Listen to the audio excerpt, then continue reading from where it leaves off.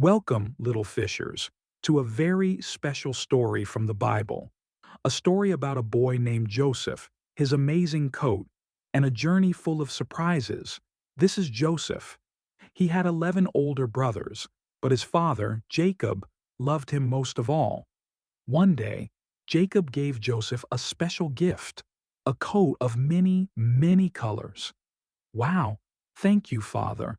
It's beautiful, Joseph said, grateful.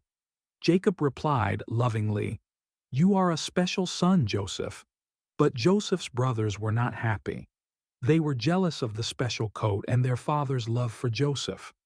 One brother whispered, "Look at him in that silly coat." Another brother whispered, "Father always liked him best." Joseph also had special dreams from God. He dreamed that one day his brothers would bow down to him. Excitedly, Joseph said, "I had a dream. Your bundles of wheat all bowed to my bundle." His brothers growled angrily, "Grrr, does he think he'll rule over us?" One day, Jacob sent Joseph to check on his brothers. When they saw him coming, they made a terrible plan.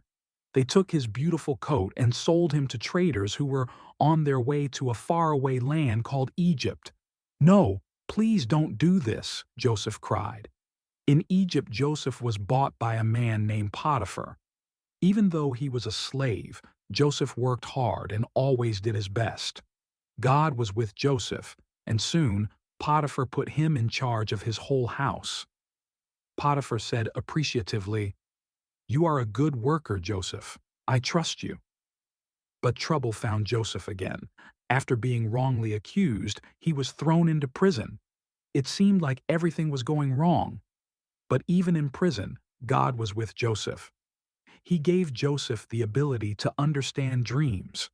He told two of the king's servants what their dreams meant, and everything happened just as he said. 2 years later, Pharaoh had two very strange dreams that no one could understand. He heard about Joseph and called for him. Pharaoh said worriedly, "I dreamed of 7 fat cows being eaten by 7 skinny cows. What does it mean?" Joseph spoke boldly, "God is telling you that there will be 7 years with lots of food, followed by 7 years with no food at all. You must save food during the good years." Pharaoh was so impressed. He put Joseph in charge of all of Egypt to save up food for the coming famine. Pharaoh said appreciatively, "You are wise, Joseph. You will be my second in command." Years later, the famine came, and people from all over came to Egypt to buy food. And who do you think showed up? Joseph's brothers. They didn't recognize him and bowed down, just like in his dream. Joseph wanted to see if his brothers had changed. He tested them and saw that they were sorry for what they had done and that they cared for their family. Finally, Joseph couldn't keep it a secret any longer. Crying with joy, Joseph said, "I am Joseph, your brother. Don't be afraid." Joseph wasn't angry. He knew that what his brothers meant for bad, God had used for good to save many people.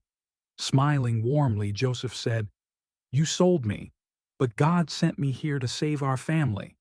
Forgive yourselves, as I have forgiven you." Joseph brought his entire family to live with him in Egypt, where they had plenty of food and were together again.